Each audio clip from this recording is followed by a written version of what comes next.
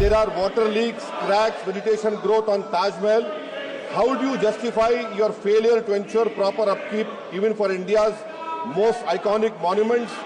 And does he have the manpower in ASI to protect Taj Mahal and the beautiful Charminar?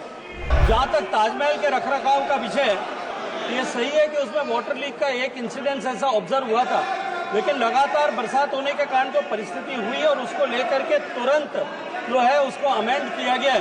Question number 143 Shri Asaduddin Owaisi ji. Question number 143 sir. माननीय मंत्री जी। अध्यक्ष महोदय, उत्तर सदन के पटल पर रखा है।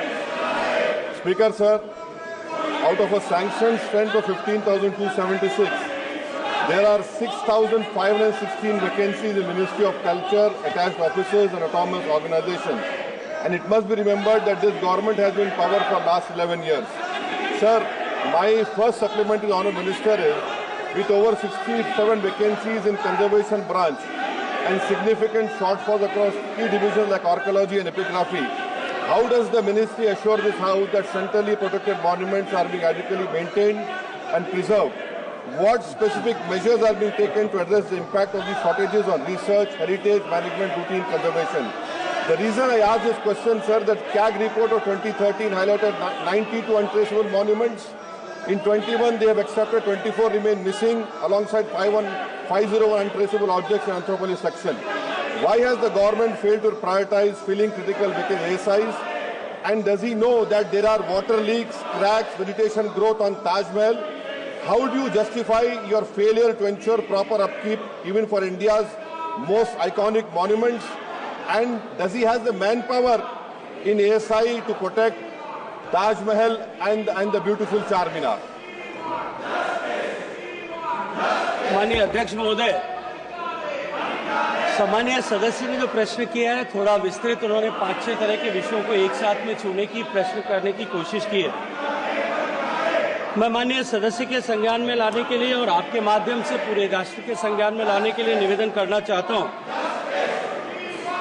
माननीय सदस्य ने ओवरऑल मंत्रालय में शॉर्टेज ऑफ स्टाफ की बात की है। आर्कियोलॉजिकल सर्वे ऑफ इंडिया के परिप्रेक्ष्य में यदि मैं बात करूं, जहां माननीय सदस्य ने प्रश्न किया, 8,755 टोटल हमारे यहाँ सैंक्शन स्ट्रेंथ है और यह सही है कि वर्तमान में 4,845 कर्मचारी उसमें विभिन्न स्तर पर कार्यरत हैं। लेकिन मंत्रालय के द्वारा और विभाग के द्वारा यूपीएससी और एसएससी को जिन पदों पे भर्ती के लिए ऑलरेडी रिकमेंडेशन भेजी जा चुकी है और जिनकी भर्ती एसएससी और यूपीएससी के लेवल पर प्रक्रियाधीन है, वो संख्या 3,203 है और इसके अतिरिक्त 317 पद पेंशन के माध्यम से जो भरे जाने हैं उनकी प्रक्रिया भी विभाग में चल रही है। इसके अतिरिक्त लगभग 300 के आसपास ऐसे पद होते हैं जिनको एसएससी और यूपीएससी को संसूचित करने की प्रक्रिया अभी चल रही है।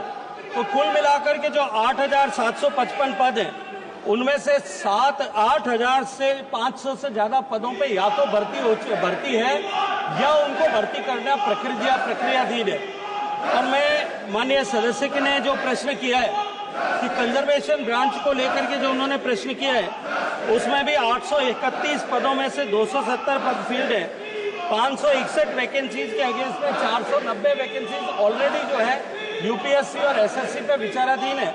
और ये प्रक्रिया पूरी होने के बाद में, क्योंकि मोदी सरकार ईमानदारी के साथ, ट्रांसपेरेंसी के साथ में ये भर्ती प्रक्रिया सुनिश्चित कराने को प्राथमिकता देती है, ये भर्ती प्रक्रिया पूरी होने के साथ ही शीघ्र ये पदों पर नियुक्ति हो जाएगी।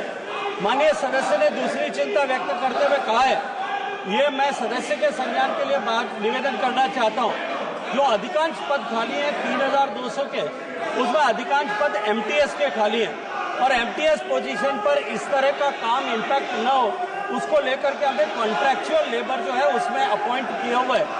जहाँ तक ताजमहल के रखरखाव का विषय है, मैं सदस्य और माननीय सदन के संज्ञान में लाने के लिए निवेदन करना चाहता हूँ। ये सही है कि उसमें वाटर लीक का एक इंसिडेंस ऐसा ऑब्जर्व हुआ था, लेकिन लगातार बरसात होने के कारण जो परिस्थिति हुई और उसको लेकर के तुरंत जो है उसको अमेंड किया गया है। भारत सरकार पूरी तरह से संवेदनशील है, पूरी तरह से जवाबदारी के साथ में अपने ऐतिहासिक धरोहरों के संरक्षण के लिए काम कर रही है। मैं सदन को और राष्ट्र को सुनिश्चित कराने को पूरी जिम्मेदारी के साथ में कहना चाहता हूं कि माननीय प्रधानमंत्री जी के नेतृत्व में हम विरासत का सम्मान करते हुए, संरक्षण करते हुए विकास करने के लिए प्रतिबद्धता के साथ में काम कर रहे हैं।